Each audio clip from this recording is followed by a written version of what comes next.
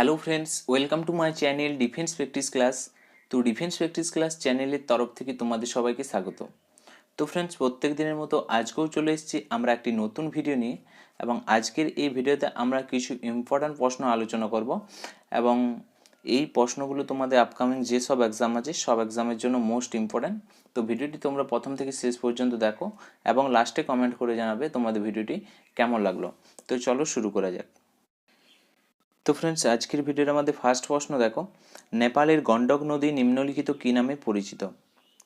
Most important প্রশ্ন। তোমরা যদি সঠিক অ্যান্সার জানো নিচে কমেন্ট করে জানাতে পারো। তো সঠিক অ্যান্সার হয়ে যাবে অপশন ডি, নারায়ণী নদী নামে পরিচিত। নেপালের গন্ডক নদী নারায়ণী নদী নামে পরিচিত। তো ফ্রেন্ডস, তার সাথে তোমরা মনে রাখবে নেপালের পশুপতি মন্দির কোথায় অবস্থিত? নেপালের কাঠমান্ডুতে অবস্থিত। ওকে, কাঠমান্ডুতে অবস্থিত। নেক্সট প্রশ্ন দেখো, 2 নম্বর প্রশ্ন, প্রথম কোন দেশ জিএসটি শুরু করেছে? তো ফ্রেন্ডস, প্রথম কোন দেশ জিএসটি লাগু করেছে? সঠিক অ্যান্সার হয়ে যাবে অপশন ডি, ফ্রান্স। ফ্রান্স 1954 সালে জিএসটি প্রথম লাগু করেন। ওকে, তো option D is the right answer. তো ফ্রেন্ডস, তার সাথে সাথে মনে রাখবে ভারতে প্রথম জিএসটি লাগু হয় 1 জুলাই 2017 সালে। ভারতে জিএসটি লাগু হয়। ওকে, এবং জিএসটির ফুল ফর্ম তোমরা জেনে রাখবে, গুডস অ্যান্ড সার্ভিস ট্যাক্স হচ্ছে জিএসটির ফুল ফর্ম। এবং ভারতের কোন রাজ্যে প্রথম জিএসটি লাগু হয়? অসম রাজ্যে প্রথম জিএসটি লাগু হয়, এবং সর্বশেষে লাগু হয় জম্মু অ্যান্ড কাশ্মীরে। ওকে, এবং তার সাথে সাথে মনে রাখবে জিএসটির জিএসটির সদর দপ্তর হচ্ছে নিউ দিল্লিতে, এবং বর্তমানে জিএসটির ব্র্যান্ড অ্যাম্বাসেডর আছেন অমিতাভ বচ্চন। ওকে, তো তার সাথে সাথে এক্সট্রা ফ্যাক্টগুলো মনে রাখবে। এবং জিএসটির বর্তমানে অধ্যক্ষ কে আছে? জিএসটির বর্তমানে অধ্যক্ষ। তো ফ্রেন্ডস, বর্তমানে জিএসটির অধ্যক্ষ আছে নির্মলা সীতারামন। ওকে, নেক্সট প্রশ্ন দেখো, 3 নম্বর প্রশ্ন, 1901 সালে প্রথম নোবেল শান্তি পুরস্কার পেয়েছেন কে?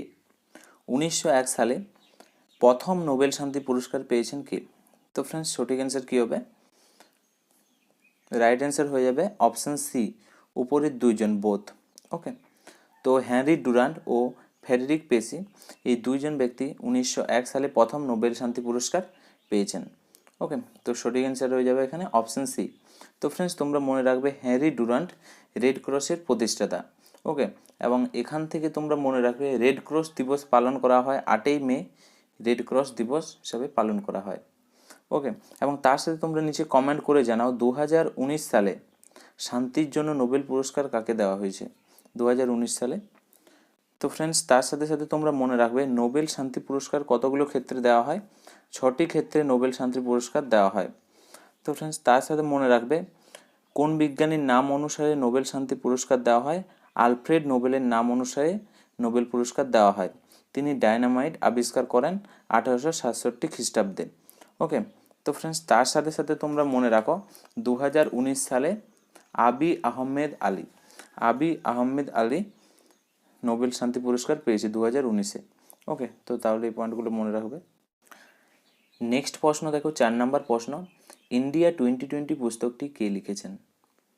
মোস্ট ইম্পর্ট্যান্ট প্রশ্ন। তো ফ্রেন্ডস, সঠিক অ্যান্সার হয়ে যাবে option B, APJ Abdul Kalam India 2020 পুস্তকটি লিখেছেন। Option B is the right answer. এবং এপিজে আব্দুল কালামকে ভারতের মিসাইল ম্যানও বলা হয়। তো ফ্রেন্ডস, তার সাথে তোমরা মনে রাখবে এপিজে আব্দুল কালাম 1997 সালে ভারতরত্ন সম্মান পান, এবং তার সাথে তোমরা মনে রাখবে 1981 সালে পদ্মভূষণ সম্মান পান, এবং 1990 সালে পদ্মবিভূষণ পান এপিজে আব্দুল কালাম। তো ফ্রেন্ডস, তার সাথে তোমরা মনে রাখবে এপিজে আব্দুল কালামের মৃত্যু হয় 27 জুলাই 2015 সালে। 27 জুলাই 2015 সালে মেঘালয়ে মৃত্যু হয়। ওকে, তো ফ্রেন্ডস, তার সাথে এই পয়েন্টগুলো মনে রাখবে। এবং এখানে দেখো ডক্টর রাজেন্দ্র প্রসাদ, তার বিখ্যাত পুস্তক হচ্ছে ইন্ডিয়া ডিভাইড, ডক্টর রাজেন্দ্র প্রসাদের পুস্তক। এবং এখানে দেখো পণ্ডিত জওহরলাল নেহরুর বিখ্যাত পুস্তক হচ্ছে দ্য ডিসকভারি অফ ইন্ডিয়া, 1946 সালে প্রকাশিত হয়। দ্য ডিসকভারি অফ ইন্ডিয়া, এটা তোমাদের পরীক্ষাতে দিয়ে দেয়। নেক্সট প্রশ্ন দেখো, 5 নম্বর প্রশ্ন, গোল্ডম্যান পুরস্কার নিম্নলিখিত কিসের সঙ্গে যুক্ত? তো ফ্রেন্ডস সঠিক অ্যান্সার হয়ে যাবে অপশন এ, পরিবেশের সঙ্গে যুক্ত হচ্ছে গোল্ডম্যান পুরস্কার। Option A is the right answer. তো এনভায়রনমেন্টের ক্ষেত্রে এই পুরস্কার দেওয়া হয়। এবং তার সাথে তোমরা মনে রাখবে এখানে যে প্রশ্নগুলি তোমাদের পরীক্ষাতে আসতে পারে, বিশ্ব পরিবেশ দিবস কবে পালন করা হয়? তো ফ্রেন্ডস 5ই জুন বিশ্ব পরিবেশ দিবস পালন করা হয় এবং প্রথম 1973 সালে বিশ্ব পরিবেশ দিবস পালন করা হয়েছিল। 5ই জুন 1973 সালে প্রথম বিশ্ব পরিবেশ দিবস পালন করা হয়েছিল। এবং তার সাথে তোমরা মনে রাখবে সাংবাদিকতার ক্ষেত্রে দেওয়া হয় পুলিৎজার পুরস্কার এবং গণিতের ক্ষেত্রে দেওয়া হয় অ্যাবেল পুরস্কার। ওকে, এবং অ্যাবেল পুরস্কারকে গণিতের নোবেল পুরস্কার বলা হয়, কারণ গণিতের ক্ষেত্রে নোবেল পুরস্কার দেওয়া হয় না, সে কারণেই গণিতের নোবেল বলা হয় অ্যাবেল পুরস্কারকে। এবং 2003 সাল থেকে অ্যাবেল পুরস্কার দেওয়া হয়। নেক্সট প্রশ্ন দেখো, 6 নম্বর প্রশ্ন, দাদা সাহেব ফালকে পুরস্কার প্রাপক প্রথম মহিলা কে ছিলেন? তো ফ্রেন্ডস সঠিক অ্যান্সার হয়ে যাবে অপশন সি, দেবিকা রানী দাদা সাহেব ফালকে পুরস্কার প্রাপক প্রথম মহিলা। Option C is the right answer. তো ফ্রেন্ডস তার সাথে তোমরা মনে রাখবে ফাতিমা বেগম কে ছিলেন? ফাতিমা বেগম ভারতীয় সিনেমার প্রথম ভারতীয় মহিলা নির্দেশক বা ডিরেক্টর। 1926 সালে বুলবুল এ পস্তান নামক সিনেমায় নির্দেশক বা ডিরেক্টর হিসাবে কাজ করেছিলেন। ওকে, 1926 সালের প্রথম মহিলা নির্দেশক। তো ফ্রেন্ডস তার সাথে তোমরা মনে রাখবে আলমারা হলো প্রথম সবাক চলচ্চিত্র। 1931 সালে এই চলচ্চিত্রটি মুক্তি পায়। আলমারা প্রথম সবাক চলচ্চিত্র।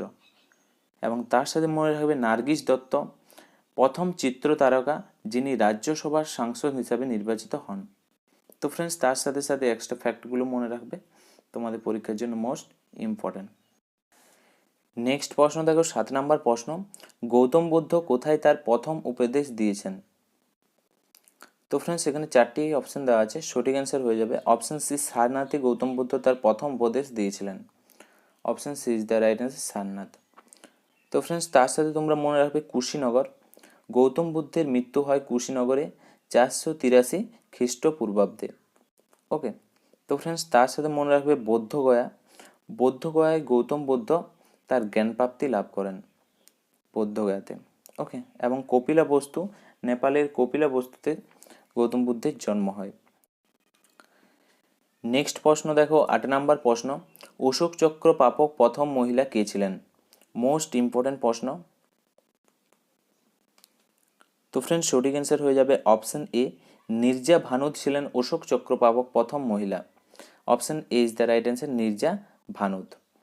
তো ফ্রেন্ডস তার সাথে তোমরা মনে রাখবে 2016 সালে নির্জা সিনেমাটি বেরিয়েছিল এবং ওই নির্জা সিনেমাটি হচ্ছে নির্জা ভানুদের বায়োগ্রাফি এবং এই সিনেমার ডিরেক্টর ছিলেন রাম মাধবিনী। তোমাদের পরীক্ষাতে আসতে পারে, বিশেষ করে রেলের গ্রুপ ডিতে বা এনটিপিসিতে এসব প্রশ্ন দিয়ে দেয়। তো ফ্রেন্ডস তার সাথে তোমরা মনে রাখবে রীতা ফারিয়া, রীতা ফারিয়া হচ্ছে ভারতের প্রথম মিস ওয়ার্ল্ড। 1966 সালে রীতা ফারিয়া মিস ওয়ার্ল্ডের খিতাব অর্জন করেন। তো ফ্রেন্ডস তার সাথে মনে রাখবে সুস্মিতা সেন ছিলেন ভারতের প্রথম মিস ইউনিভার্স এবং তিনি 1994 সালে মিস ইউনিভার্সের খেতাব অর্জন করেন। তো ফ্রেন্ডস তার সাথে এই পয়েন্টগুলো মনে রাখবে। নেক্সট প্রশ্ন দেখো, 9 নম্বর প্রশ্ন, ভারতরত্ন প্রাপক প্রথম মহিলা সঙ্গীতশিল্পী কে ছিলেন? ভারতরত্ন প্রাপক প্রথম মহিলা সঙ্গীতশিল্পী ছিলেন, তো ফ্রেন্ডস সঠিক অ্যান্সার হয়ে যাবে option B, M Subbulakshmi. Option B is the right answer, Bharat Ratna প্রাপক প্রথম মহিলা সঙ্গীতশিল্পী। তো ফ্রেন্ডস এখনো পর্যন্ত মোট 5 জন মহিলা ভারতরত্ন সম্মানে সম্মানিত হয়েছেন। প্রথমে হচ্ছে ইন্দিরা গান্ধী, 1971 সালে ভারতরত্ন সম্মানে সম্মানিত হয়েছেন। নেক্সট হচ্ছে মাদার টেরেসা, 1980 সালে ভারতরত্ন সম্মানে সম্মানিত হয়েছেন এবং তার সাথে তোমরা মনে রাখবে মাদার টেরেসা নোবেল প্রাইজ পেয়েছেন 1979-তে। 1979-তে নোবেল প্রাইজ পেয়েছে এবং ভারতরত্ন পেয়েছে 1980-তে। নেক্সট হচ্ছে অরুণা আসফ আলী, তারপর হচ্ছে এম শুভলক্ষ্মী এবং নেক্সট হচ্ছে লতা মঙ্গেশকর। মোট 5 জন। ওকে, এখনো পর্যন্ত ভারতরত্ন সম্মানিত হয়েছে। নেক্সট প্রশ্ন দেখো, 10 নম্বর প্রশ্ন, হোম রুল লীগ কে প্রতিষ্ঠা করেন? তো ফ্রেন্ডস এখানে সঠিক অ্যান্সার হয়ে যাবে অপশন এ, এনি বেসান্ত ও Bal Gangadhar Tilak home rule league প্রতিষ্ঠা করেন? Option A is the right answer. কত সালে হোম রুল লীগ প্রতিষ্ঠা করেন? 1916 সালে। তো ফ্রেন্ডস, তার সাথে তোমরা মনে রাখবে হোম রুল লীগ দুটি ভাগে বিভক্ত। একটি হচ্ছে পুনে হোম রুল লীগ, আরেকটি হচ্ছে Madras home rule League. Pune home rule league প্রতিষ্ঠা করেন বালগঙ্গাধর তিলক এবং মাদ্রাজ হোম রুল লীগ প্রতিষ্ঠা করেন অ্যানি বেসেন্ট। ওকে, এবং তার সাথে তোমরা মনে রাখবে অ্যানি বেসেন্ট হচ্ছে কংগ্রেসের প্রথম মহিলা অধ্যক্ষ হচ্ছে অ্যানি বেসেন্ট। তো তার সাথে সাথে এই পয়েন্টগুলো অবশ্যই নোট করে নেবে। নেক্সট প্রশ্ন হচ্ছে 11 নম্বর প্রশ্ন, ভারতের সুপার কম্পিউটারের জনক কাকে বলে? মোস্ট ইম্পর্টেন্ট প্রশ্ন। তো ফ্রেন্ডস, সঠিক অ্যান্সার হয়ে যাবে অপশান বি, বিজয় পাণ্ডুরঙ্গ ভটকরকে বলা হয় ভারতের সুপার কম্পিউটারের জনক। Option B is the right answer. তো ফ্রেন্ডস, তোমরা মনে রাখবে 1991 সালে বিজয় পাণ্ডুরঙ্গ ভটকর পরম 8000 নামক সুপার কম্পিউটার আবিষ্কার করেন এবং তাকেই সুপার কম্পিউটারের জনক বলা হয়। Option B is the right answer. Next প্রশ্ন দেখো 12 নম্বর প্রশ্ন, কোনটি যমুনার উপনদী নয়? মোস্ট ইম্পর্টেন্ট প্রশ্ন। তো ফ্রেন্ডস, তোমরা যদি সঠিক অ্যান্সার জানো নিচে কমেন্ট করতে পারো। যমুনার উপনদী নয়, option C is the right answer. Koshi হলো যমুনার উপনদী নয়। Option C is the right answer, Koshi. তো ফ্রেন্ডস, কোশি হচ্ছে গঙ্গার একটি সহায়ক নদী এবং এটি নেপাল থেকে প্রবাহিত হয়ে ভগলপুরে এসে মিশেছে এবং কোশিকে বিহারের শোক নদী বলা হয়। কোশিকে বিহারের শোক বলা হয়। তো ফ্রেন্ডস, তার সাথে তোমরা মনে রাখবে যমুনা নদীর উপনদীগুলির নাম কি? হিন্দন, টোন্স, বেতোয়া, এগুলি সবই হচ্ছে যমুনার উপনদী। ওকে, এবং যমুনা নদীর উৎপত্তি হচ্ছে যমুনোত্রী হিমবাহ থেকে। যমুনা নদীর উৎপত্তি 1376 কিলোমিটার হচ্ছে এর দৈর্ঘ্য যমুনা নদীর, এবং যমুনা নদী কোথায় এসে মিশেছে? গঙ্গাতে মিশেছে। তো ফ্রেন্ডস, তার সাথে সাথে মনে রাখবে যমুনা নদী কোন কোন শহর দিয়ে প্রবাহিত হয়েছে? মথুরা, আগ্রা, দিল্লি, এইসব শহরগুলি সব যমুনা নদীর তীরে অবস্থিত। ওকে, তো তার সাথে সাথে এই পয়েন্টগুলো মনে রাখবে। নেক্সট প্রশ্ন দেখো 13 নম্বর প্রশ্ন, রাষ্ট্রকূট বংশের প্রতিষ্ঠাতা কে? তো ফ্রেন্ডস, সঠিক অ্যান্সার হয়ে যাবে Dantidurga. Option B is the right answer. Dantidurga হলো রাষ্ট্রকূট বংশের প্রতিষ্ঠাতা। Option B is the right answer. তো ফ্রেন্ডস, তার সাথে তোমরা মনে রাখবে তৃতীয় গোবিন্দ হলো রাষ্ট্রকূট বংশের শ্রেষ্ঠ রাজা এবং চতুর্থ ইন্দ্র হলো রাষ্ট্রকূট বংশের শেষ রাজা। তো তার সাথে সাথে এই পয়েন্টগুলো মনে রাখবে। এবং আরেকটি তোমরা মনে রাখবে রাষ্ট্রকূট বংশের রাজধানীর কী নাম? মানখেড় হচ্ছে রাষ্ট্রকূট বংশের রাজধানী। নেক্সট প্রশ্ন দেখো 14 নম্বর প্রশ্ন, সিলভানাইট নিম্নলিখিত কার আকরিক?